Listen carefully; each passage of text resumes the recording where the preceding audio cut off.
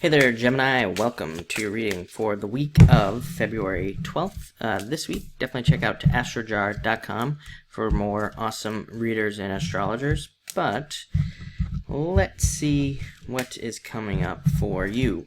Definitely looks like a turnaround week. A lot of people have already had this kind of message of things getting better. But you start off with the Seven of Diamonds. Definitely you are very intuitive at this time. There's a lot of stuff going on with Mercury, even just thinking forward a couple of weeks.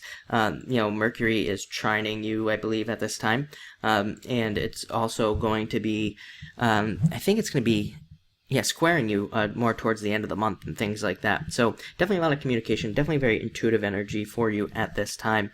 And you're also going to be having, basically a lot of planets are going to be squaring Gemini at this time because a lot of the planets like the Sun are moving into Pisces. So this creates a lot of squares into the different decans of Gemini. This is actually not a bad thing. Most of these planets are going to probably be, they're probably going to be positive squares.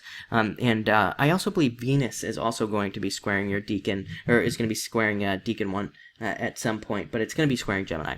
And, this can make love a little bit more difficult, but it's about communicating, and again, it doesn't make love impossible either. Next, you have the Ten of Spades.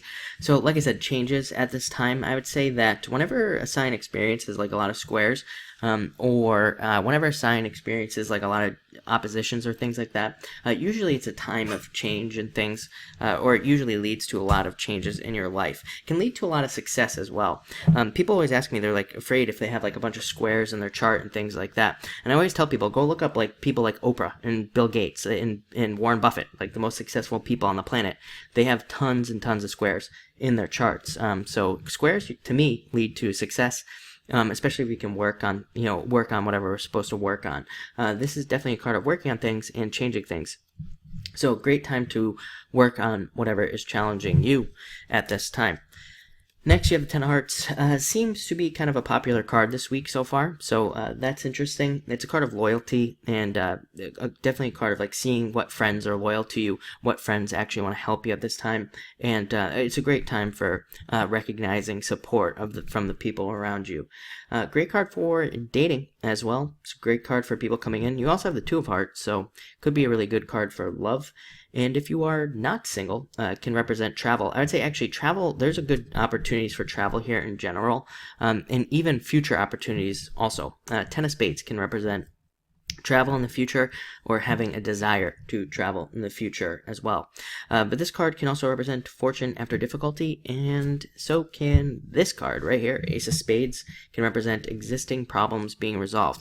I don't think that this year our problems are just going to be resolved. I think that a lot of our problems are going to become more obvious at this time, and I think that will just make them easier to solve. So it is a good year for kind of like overcoming any old issues, new issues, anything like that. Also a great time for kind of like learning life lessons as well, and kind of overcoming those things. I think whenever we have I've talked about this before. I think Neptune and Pisces is, of course, like kind of the biggest thing going on, and it might be the biggest thing that ever happens to us in our lifetime, anybody who's alive during this time.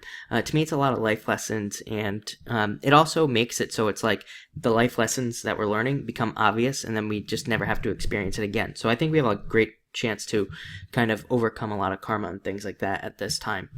Next, you have the Two of Hearts, like I said, matching up perfectly with somebody else, so definitely a great love card. Could represent new love coming in.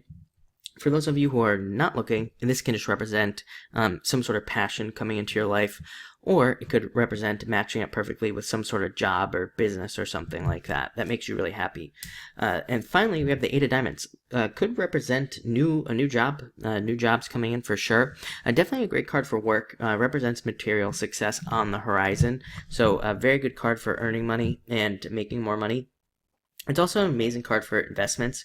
So any of you who are investing at this time, definitely a very good card. And I've said it before. I mean, I think, a lot of people are going to become more and more focused on finances, money, learning about money. And I do think that Gemini could be one of the signs that has to like maybe even teach people about like new money and things like that in the future. That probably doesn't make much sense right now, but I do think it will make sense in the future as well. Like I said, you have a lot of cards of teaching and things like that. Any of you who want to be in the public eye or who are comfortable in the public eye could be teaching or could be called upon to teach in the future as well. And let's see what else. Eight of Diamonds is I am definitely getting that it is a card of responsibility. It can be. And so a lot of you could be asked to take on more responsibilities this week, which could also lead to more money. So definitely looks like a good week. Mostly focused on work and love, which is always nice, but it looks good. So thank you for watching and enjoy your week.